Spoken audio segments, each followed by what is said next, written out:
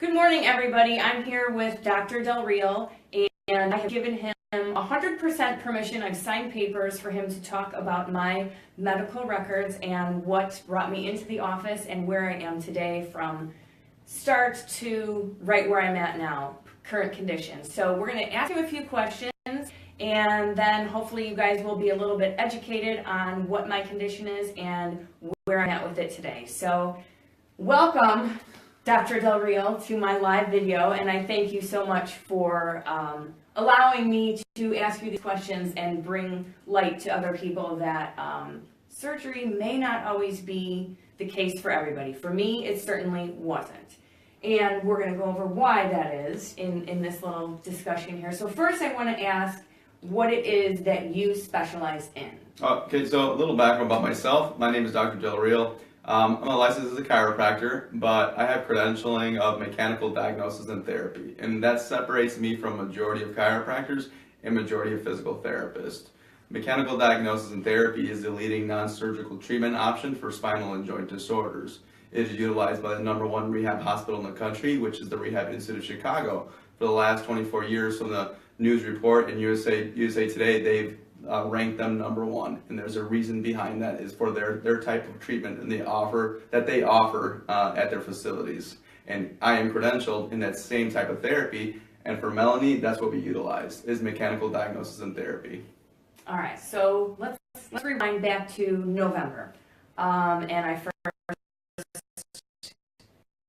you met him and you kind of assessed me as, I've touched my toes. I couldn't touch my toes, and he's like, I'm going to get you to touch your toes. And I was like, no, not happening, and it happened. So at that point, I said, you know what, I gotta try this because yes, I was told I needed surgery, and hell to the no, I was not getting surgery. So what did I present with when I first came into the office? Well, she had multi-level disc herniations with lumbar radiculopathy, no paresthesia, no weakness, no motor loss signs.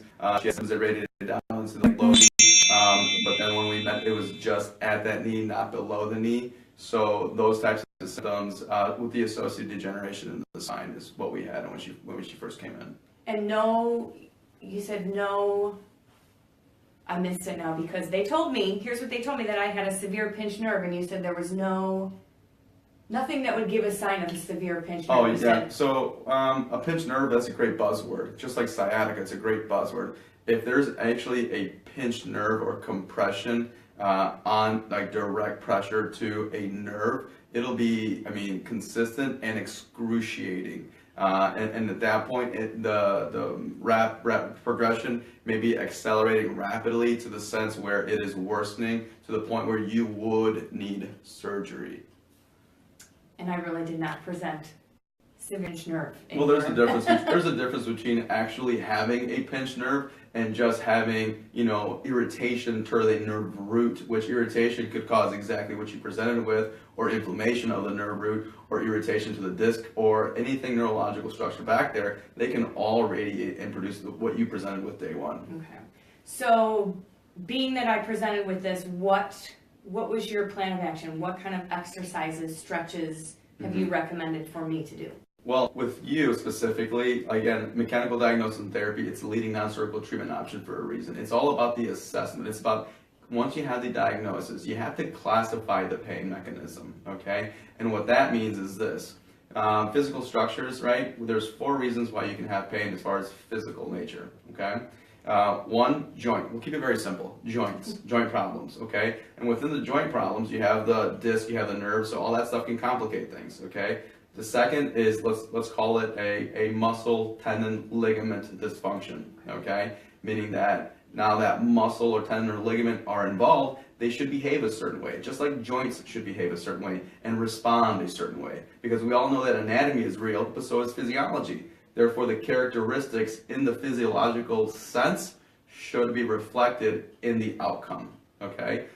The third, we'll call it bad behavior or postural, meaning that, I'll give a good little example here. If there's nothing wrong with my knees, if I never have any knee pain outside in life when I do anything except when I squat, and then you're a personal trainer and you evaluate my squat, you're like, Artie, you're squatting horrible. Like your squat is a horrible worst squat I've ever seen. That's why you have knee pain. And then you fix my squat, and as soon as you fix my squat, my form, my pain goes away. It shows that I was using my knees improperly during that movement to produce pain. Very similar application is like, are you using your body incorrectly, certain techniques that produce pain that is localized, okay? The fourth is something like, let's say it's structural, something other, okay? Like it could be, obviously not in this case, but it could be cancer, it could be a broken bone, it could be a dislocation, it could be something that requires a surgical influence or other forms outside of that scope. So in the fourth simplest sense, is like it could be a joint problem, it could be a muscle and tendon or ligament problem,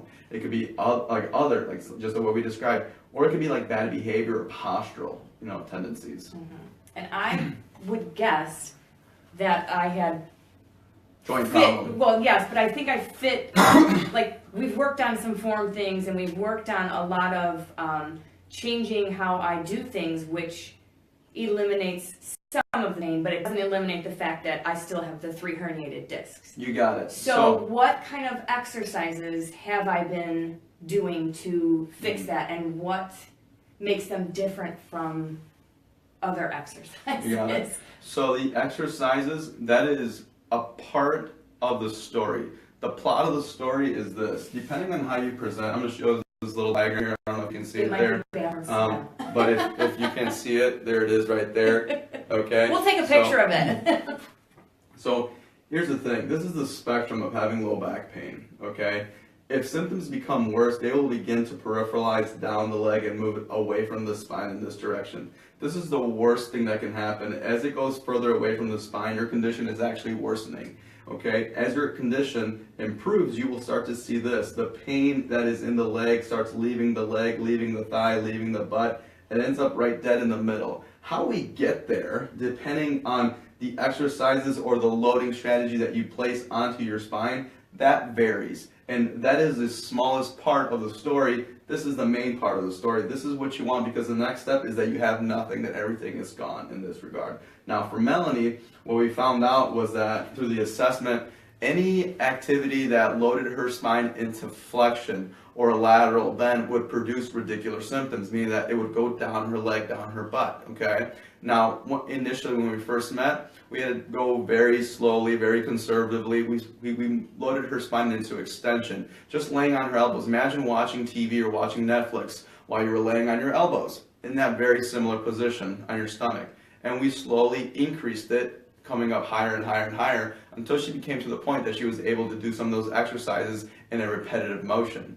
Those exercises were specific to Melanie. So once you find the direction in which to move the spine, you have to find the force. How forceful and aggressive can you be into that direction? Number 3 is how often, what is the frequency that you have to do these? Yes. So once we understand what makes you better, we also understand what makes you worse. So if you temporarily reduce or restrict those loading activities of what makes you worse, you're helping yourself in 2 senses. 1, you're reducing what makes you worse specifically. 2, you're doing exactly what you need to help yourself. Now that is exactly the form of mechanical diagnosis and therapy. This is just a little brochure about it, describing it, and its 4 steps are this. 1, it's the assessment, and through the assessment you obtain what to do to reduce the symptoms. The 2nd step is to maintain that reduction of symptoms. The 3rd step is recovery of function, which during that stage of therapy, you reintroduce everything that once provoked Melanie, or the patient in that regards. The 4th step is a preventative step. What can I do to keep this gone, to keep this good for myself, so I'm not reliant on a doctor, so I'm not relying on a physical therapist, so I'm not relying on a chiropractor. The more independence a patient has, the more health they really are, truly are. So, when you're saying preventative, what phase of those steps am I in right now, would you say? Right now, you're at the tail end of the recovery of function, okay? So what we've done is, I would say maybe 3 or 4 weeks ago now, I can't remember the timeline exactly, is that we finally started to introduce bending forward and loading it and loading it. And then we pushed you away for a while and you're coming back today and we haven't discussed yet what that's done yet. So we're going to discuss that. But everything looks based on your demeanor. I'm taking as a good response. Right, definitely. Like I said, I'm pretty much 98% pain-free is what I would say. So, I'm in this recovery phase of it all. And then my next phase would be to prevent any further. You got it. So what do you recommend for preventative? Education, okay? And the reason I say education is because with any healthcare service, there always needs to be a physical component and an educational component. If you do not understand why you are doing what you are doing, you will not maintain, you will not be preventative, you will not do the things that you need to do to stay healthy, okay? The best thing about education is taking action. You're actually putting it to use, okay? Now, in Melanie's case specifically, is identifying core application, core strength. We talked about biomechanics, we talked about the physiology of what has happened neurologically since. She has had no radicular symptoms, very minimal back pain from what I understand. And at that point, once full range of motion is restored in the lumbar spine, and specifically with Melanie, what we're speaking, is that you have to learn how to control that range of motion. You need to learn how to control that loading mechanism, and the best way to do that is through your core. Now, people have a misunderstanding of what core actually means. Your core is this. If we chop off Melanie's head, her arms, her legs, she's left with her shoulders, her chest, her butt, her pelvis, and everything in between. That is the core. That is right there what people should be working on for preventative measures. Now, what everybody focuses on is the abdominals. Everybody wants to look pretty. Everybody wants a six-pack. If you can focus on what the core truly is, you will gain all those aesthetic features while staying healthy. So what do you recommend as far as, like you said, education and everything, and core? A lot of people think that it is doing 1,000,000 sit-ups or planking for 5 or 6 days, to pull that all together.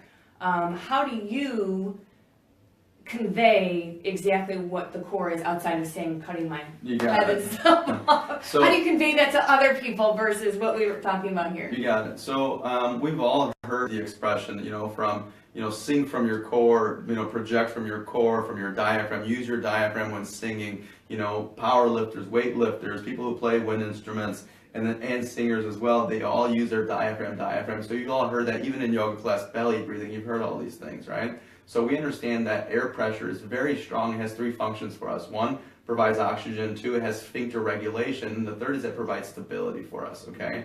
And here's the spine. And if we can, just for the sense of the video, just kind of imagine where things are, okay? So with the spine, our pelvic floor is down here. Our diaphragm is up here. The 2 act as a piston. So when you engage the diaphragm, the pelvic floor is stimulated and they approximate each other as such. When they approximated each other, the pressure that is inside the abdominal cavity and pelvic cavity increase.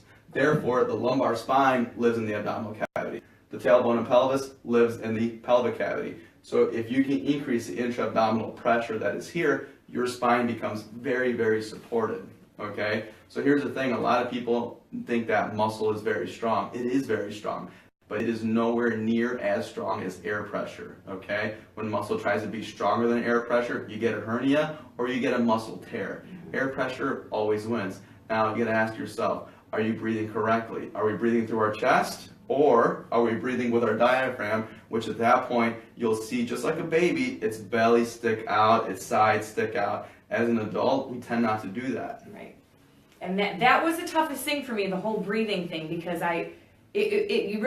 you're exercising your brain during all these things and relearning and reteaching your body how to do the right form, the proper breathing, and that was difficult for me. And through some education and practice, I have learned to do it better. Now, I'm not always focusing on my breathing because it'll be like, do this, this, and this. Oh, now breathe. And I'm like, wait, you want me to breathe while I'm doing all this? But it becomes second nature. So what we want to do is kind of educate you guys on how to do that and how to improve your core strength by not having to do 500 million sit-ups, because that's not going to, that's not really going to help you, as we've discussed. So what we have in store, which actually Dr. Del Real has in store, is he's actually doing a Power from the Core class at our gym on this Saturday from 3 to 4 o'clock. So I will post a link afterwards in this video in the comment section, but real quick, give an overview of why I'm nervously excited about doing this class. I think Melanie's a little bit nervous and excited because she understands the value of what it can actually bring as far as a healthy sense and even a performance sense. So this class, I mean, the more a person puts into the class, there are regressions and progressions to every exercise. So there's an exercise for everyone to be able to accommodate for and perform.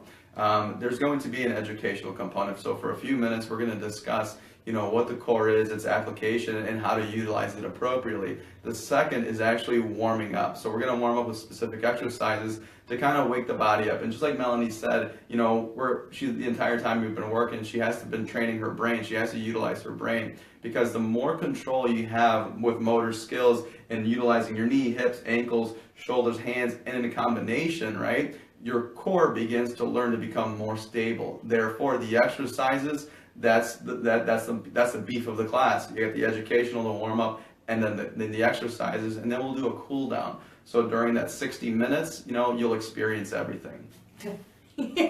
Nervously excited is exactly what I said.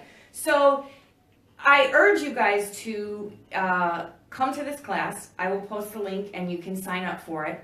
Another thing that I want to tell you about is if you have any questions for myself or Dr. Del Real, please either feel free to message me or post them in the comments. I want to thank Dr. Del Real for, educating us today and letting you guys know exactly what's going on with me, because sometimes people ask, like, I really don't know, but I feel like this kind of, I'm able to tell people what it is and how things are working, and I will explain more of that in my blog, because we don't want to keep you guys all morning, because I've got some exercising to do here.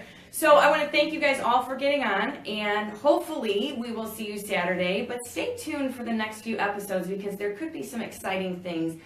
You might see me doing some strange and unusual core exercises and challenging myself and screaming through it all and loving it, because I'm nervously excited, right? All right, so you guys, thanks for getting on, and have a great day, and I'll see you all later. Bye. Bye.